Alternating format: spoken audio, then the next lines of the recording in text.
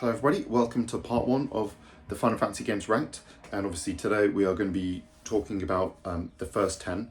Obviously, if you didn't see already, I did an introduction, which was the previous part, where I talk about essentially what's going to be in the series, what games are included. But yeah, we have 30 games, and for today we are going to be talking about number 30 to 29. So yeah, thanks for watching.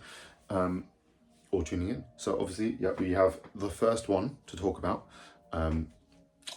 which will be Dissidia Final Fantasy. So this was, this is a side game in the series. It's a fighting game. I'll show you the back there.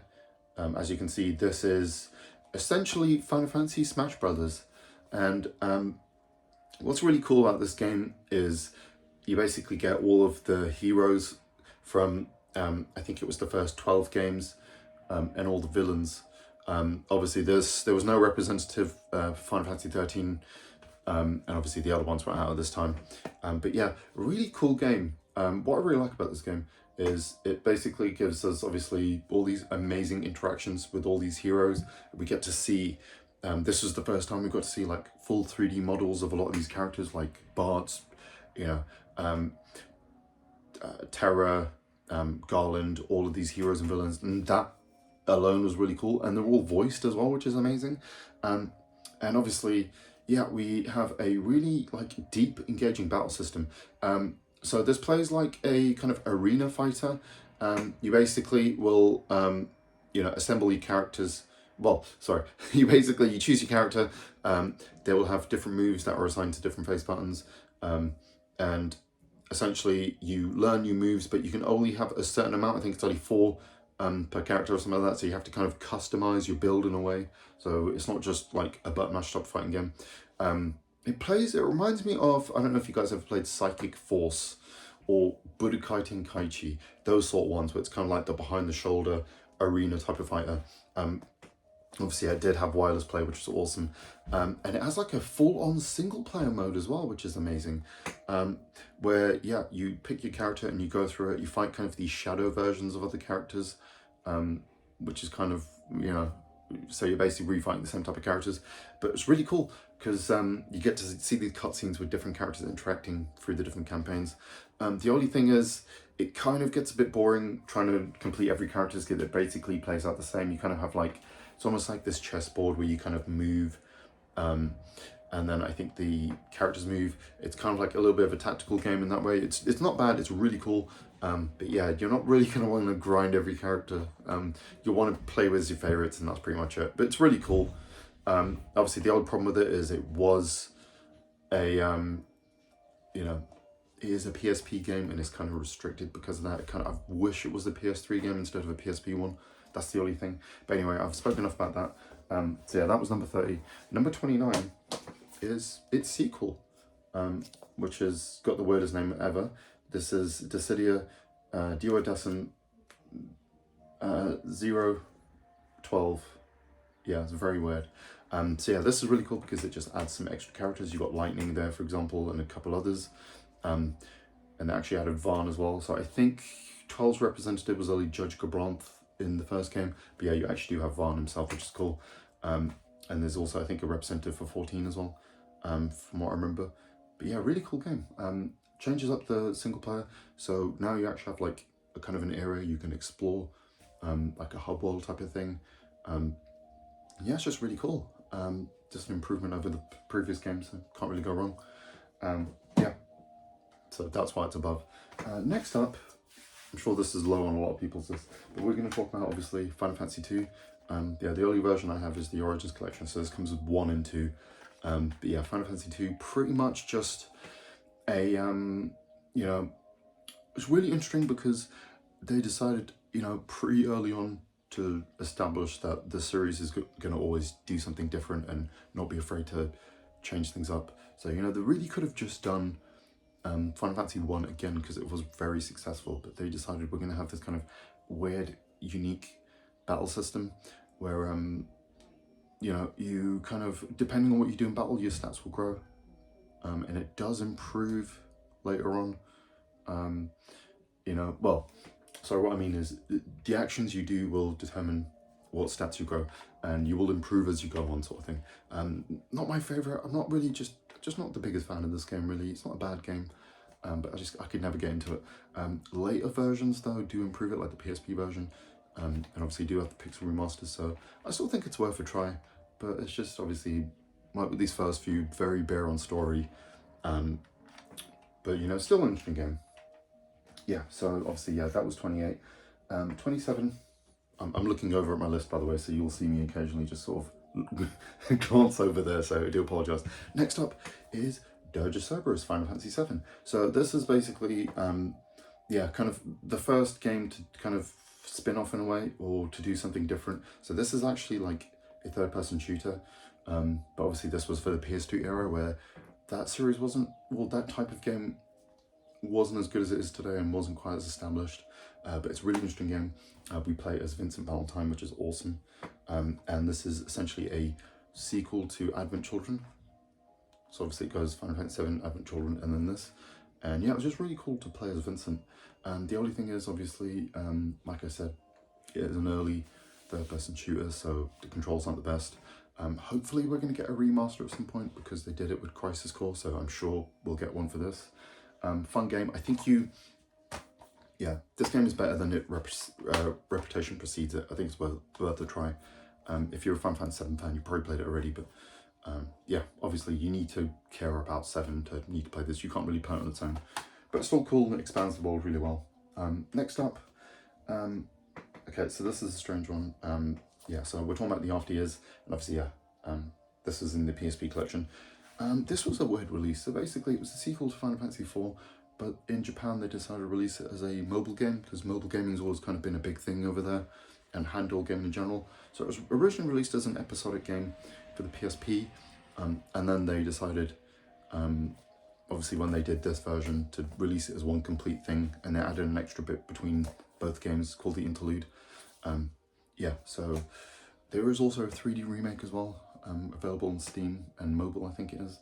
But yeah, the problem is it feels, I mean, it was great because we play as Cecil's son, and you know, it is cool to see the world again, but you know, because it was an episodic thing, it kind of, I don't know, it feels very drawn out and the story's disjointed. It's not like the greatest thing, but it's fine. It's just not as good as 4.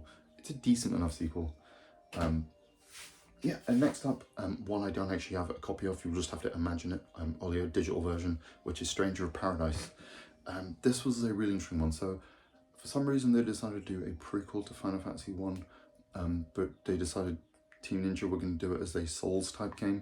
So it's basically Neo, but in the Final Fantasy universe, which is kind of weird. But yeah, it's a really solid game. Obviously, the visuals are not the best. It looks more like a PS3 era game. The story is very lacking, but the gameplay is amazing.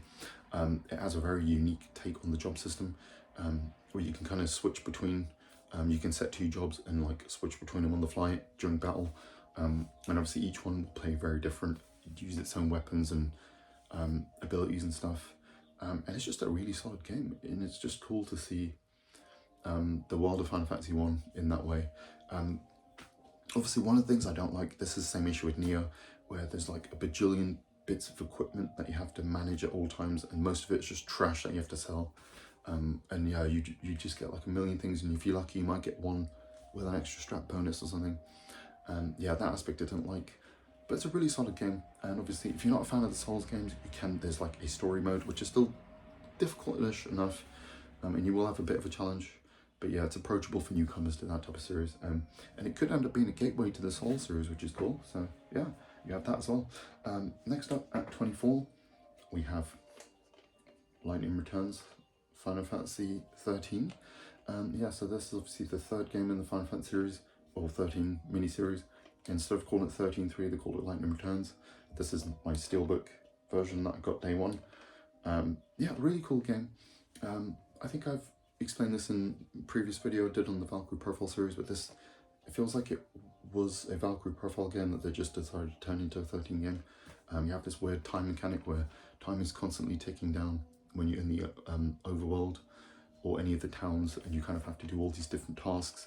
That's the one aspect I didn't like. It just, you just have to kind of go around the world interacting with NPCs, and you could only speak to certain people and do certain tasks at certain times, and it was kind of, yeah, it's a game that I think you'll probably have a better time with if you try playing it with a guide maybe. I know a lot of people don't like that, but yeah, I think you'll find it a lot easier. It is a good game, great battle system, and also a really just, you know, solid enough game. Look decent, great gameplay, but it's just obviously, you know, the story is not exactly the best. It's got a really weird ending cutscene, which I'm not going to spoil, but still a decent game, worth trying out.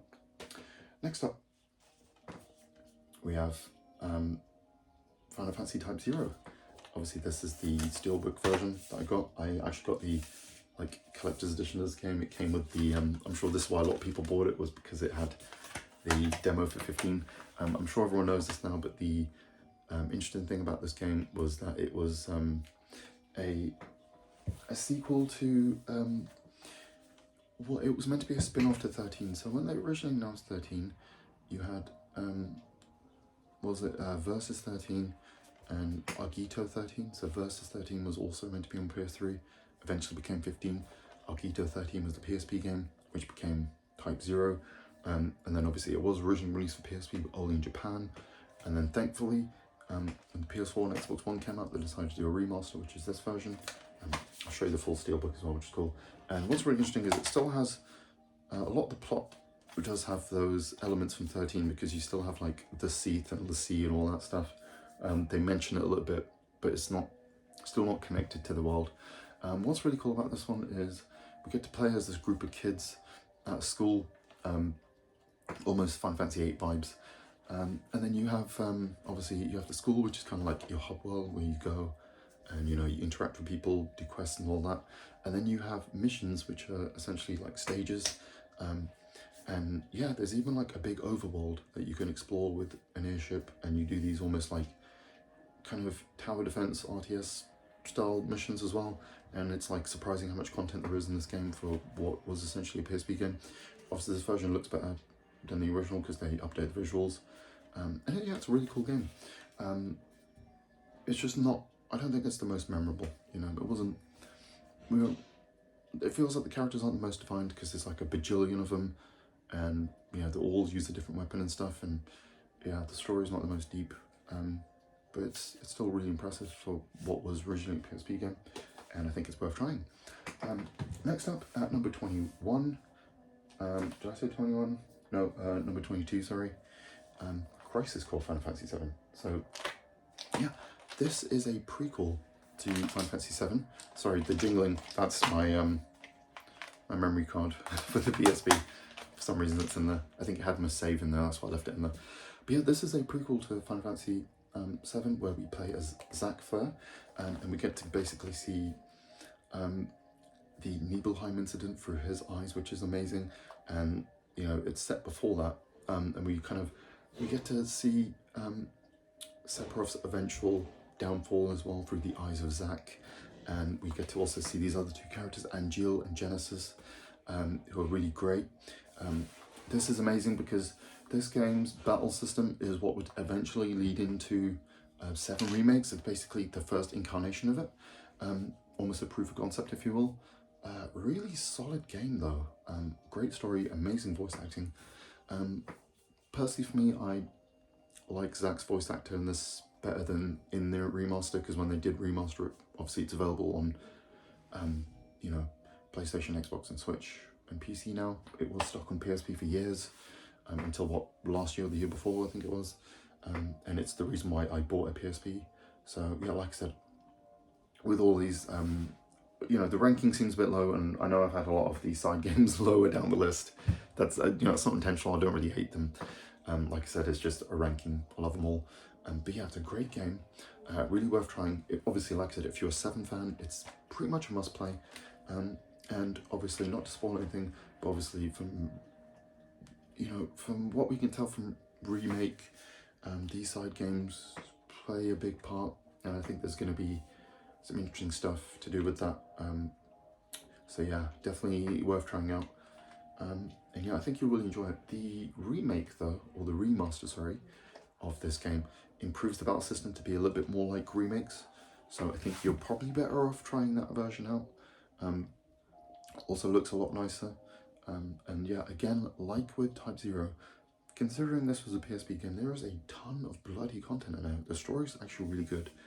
I really like Genesis, who's the main villain in this. I think he's awesome. Weirdly enough, he's designed off the Japanese artist Gackt for some reason, like his face model. And I think there's this really weird hidden ending where you get to see it in live action, and he actually is Genesis, which is kind of great. Yeah, really cool game. Definitely give it a try. Yeah, and number 21, the final one in this part, is Final Fantasy 13-2. I talked about this in a previous video, my top 5 games to buy for PS3. This was in that list. I think it's a really solid sequel. I think this is a game that, obviously, the people who didn't like 13 probably didn't give this one a chance, but I think you will prefer this game because it does sort out a lot of what people found were issues with it. I mean, like I've said already, I like 13. But yeah, what's great about this is obviously we don't play as Lightning, play as Sarah and another character, Noel, and they're basically trying to sort out this timeline shenanigans stuff. You know, it's kind of, you know, multiple timeline kind of story, similar to Chrono Trigger or something. And what we're doing is we're traveling to different parts of the world of Final Fantasy, well, the world of 13, and trying to figure out these time paradoxes and sort things out. And what's really cool is they turn it into almost a pseudo open world. And if you guys have played Rebirth, which has just come out, or Remake, this kind of feels like the first step in that, or what it would become. Because like Rebirth, for example, we have these kind of zones that will contain a town that you can kind of explore. Really, really interesting game. Also, there's this whole Mon aspect to it where you can collect monsters, like in a Shin Megami Tensei Pokemon. When you defeat an enemy, they drop their crystal, and then you can use them in your paradigms. Obviously, it has the paradigm shift system, just like in 13. Bit of a different take to it, because obviously, yeah, you can actually control your other party members. You can't control the monster, but you can switch between Noel and Sarah, which is also something that was annoying with 13. You could only control the leader. The AI was good though, but yeah, solid game. Definitely worth a try. And yeah, so that's going to be the first part of this Final Fantasy definitive rankings. Obviously in the next game we'll go from obviously 20 to 19. Hope you enjoyed the video. If you did, like and subscribe if you want to, and hopefully I will catch you in the next one. And yeah, have a great rest of your day.